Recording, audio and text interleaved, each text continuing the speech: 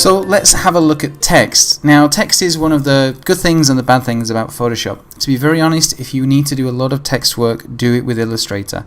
Photoshop is not designed for text work, so it does tend to be quite tricky. But let's have a look at it. If you keep in mind how to sort of look at the cursor and so what that tells you, it'll be really, really helpful. So keep an eye on your cursor. So one of the first things we want to do is we're just going to change the text from 24 to 36 points. Now points and pixels tend to be very, very similar, so you don't have to worry about that at the moment. So what we need to do is we're just going to double click on We Love Photoshop. You see how quick that was? Let me do that again. First I press T for the text tool, and then I double click right inside it, like that. Okay? So just try that for yourself a few times. Double click. Then press CTRL and Enter to finish what you're doing.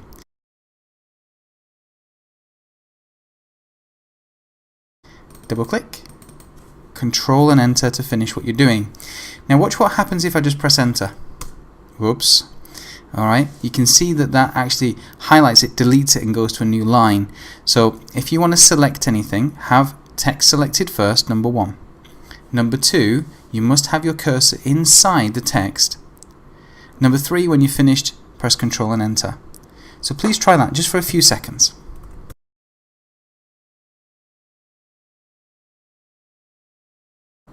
Now that you're feeling a bit more confident, let's double click on this one, and then we're just going to change this to 36. But what happens if we want 38? Well, we can actually just type that in. So 38 and press Enter. Very, very easy. CTRL and Enter. I'm just going to zoom in for you so you can see a little bit better. Excellent. Now we want to make some of the text bold, and we're going to make some of the text red, as you can see on the left hand side, and some of the text blue. Now let me just show you, let me draw your attention to this. See how the cursor changes. If I go inside, I lose the box around it, which means I'm editing. If I'm on the left and I click, you'll see on the right hand side now we have a new layer. Now I don't want that. So a lot of people, what they do is they press CTRL and Enter because they've listened to me well, and then they've got another text layer. So they miss again. Oh no! CTRL and Enter. They miss again. Oh, there we go. Oh, that was too easy. And they end up with all these layers. I mean, I had one guy who had like 89 of these little layers with nothing inside it. So just be careful where you're putting your text and where you're putting your cursor. So let's just delete those. Pressing delete and delete. Right, we're ready now. So this time we know that we need to click inside the text when we want to edit it. Let's highlight the W, and then we need to make it bold. But where is it? Well, we've got a couple of choices. We can actually cheat and go right click, and we can do bold here, which we don't want to do. But what we do want to do is go here on the properties bar and select bold. Now sometimes you may find that bold's not available, and that's just to do with the font, not Photoshop breaking. Next one is love. Okay, so let's highlight love, and we need to make it red. So where's the color? Well, normally when I've got a text or any of these selected, something up here helps me. Oh, there it is. So I can click on text, and I'm just going to make it red. Click OK. Now you'll see it's gone sort of a weird color because it's black, but just click inside and you'll see it. Brilliant.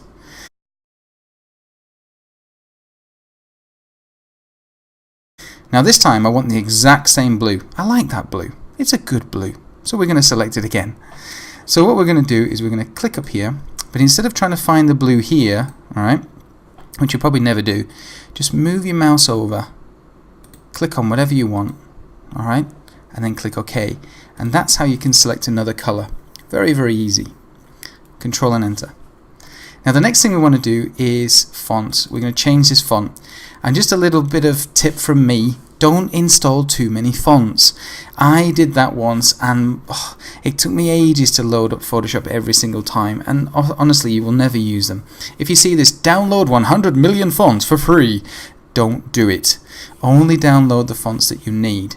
And my advice is to use Google Fonts.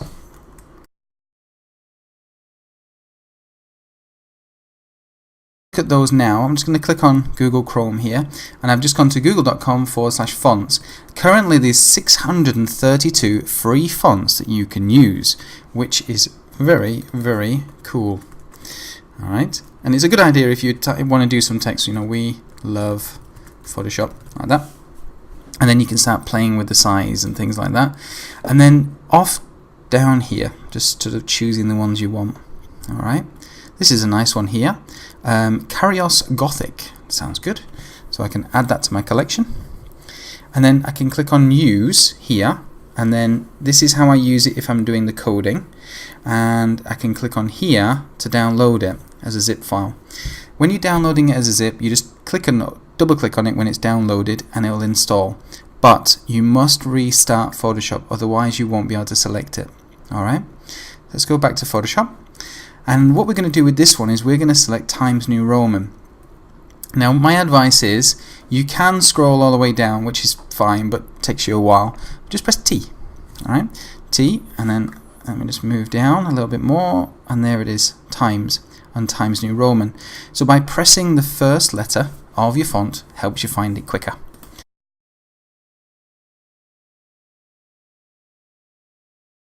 And there it is, lovely Times New Roman, a classic font if I do say so myself.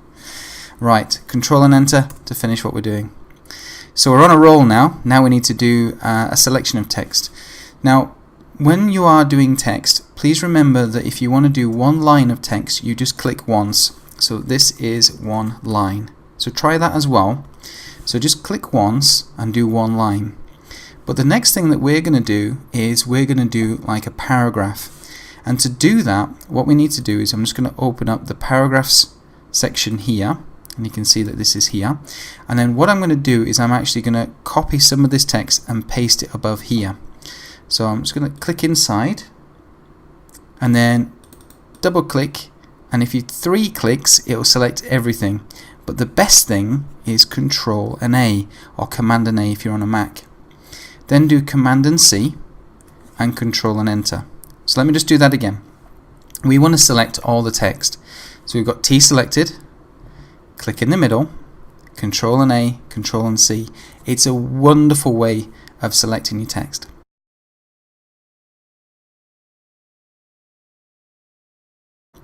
So press Control and Enter. Now what we need to do is create a box.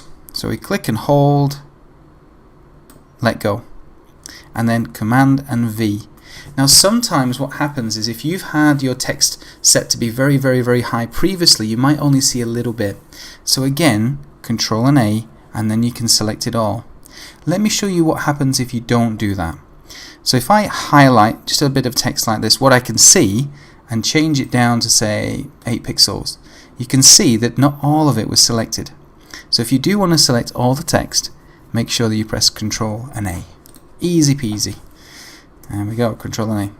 Ah, that looks horrible. So Control and A, and then you'll see here, let's make it 14 again. Brilliant.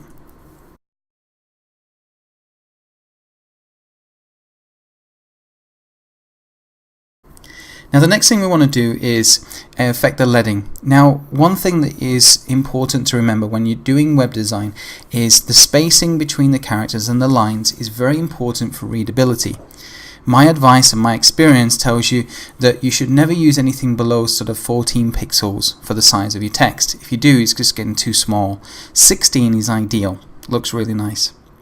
Now what we want to do is affect some of the line height between here. And then to do that, I click three times. I can select everything, but we know it's best to do Control and A. Now what we need to do now is change something about this text. So we can go to Window, and we can go to Character or Paragraph. But my favorite is, once you've selected any text, Command and T or Control and T, and that brings you to the Character and the Paragraph window.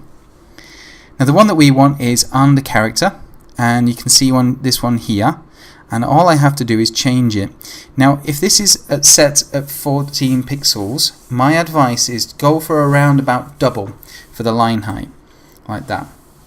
Okay, so that makes it nice and easy, because if you do have a lot of text and people are reading it, it's nice for them to be able to see between the lines as well, just so that it's very clear. So like I said, Control and A, Control and T to bring up Character menu, and then select here for the leading. Easy peasy when you know how. Control and Enter to finish what you're doing.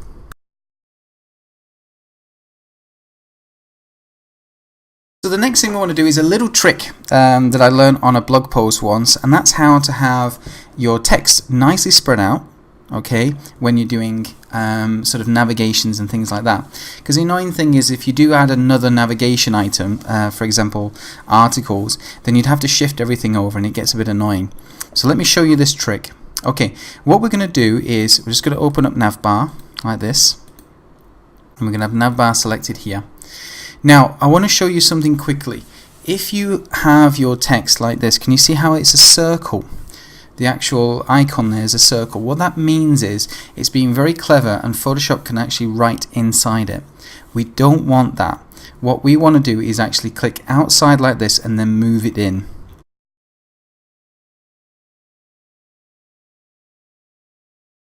So now we've got that selected, we're going to click and drag a box, and this box says how wide our text can go. So we want it to stay within the navigation bar.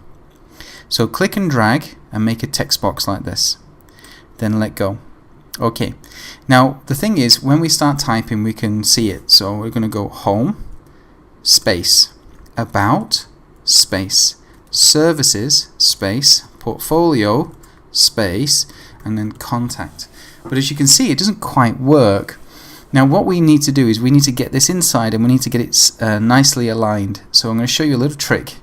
Highlight and then go to paragraph and use justify. Click. Look at that.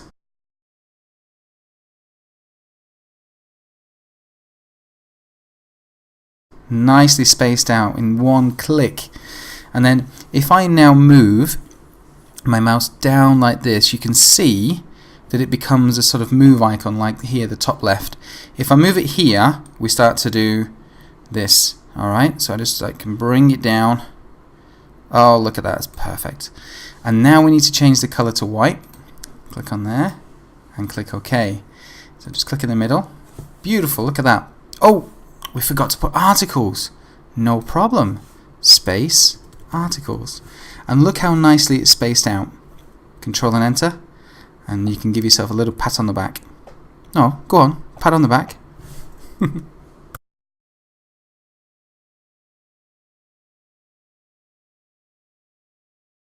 So now you've finished patting yourself on the back, we need to worry about things like this. Okay, if I go to about us, oh no, if it's two words it messes everything up. Well, let me show you how to fix it. So we're just going to put us together. Oh. And then I'm just going to zoom in just so I can show you how to do this. Alright, so if you do have about us together like this, just select the T and then go to character, and we're going to increase this a lot. A bit more, look at that, 420. Alright, control and enter, zoom out, and there you go, about us is working. So if you do need to have two words in one of your navigation items, you can use the character spacing on the last one before the second word, and you can add space to make it look brilliant. So please try that yourself, have a go. Text can be a bit tricky, a bit of a pain, but once you get it, it's a nice tool to have.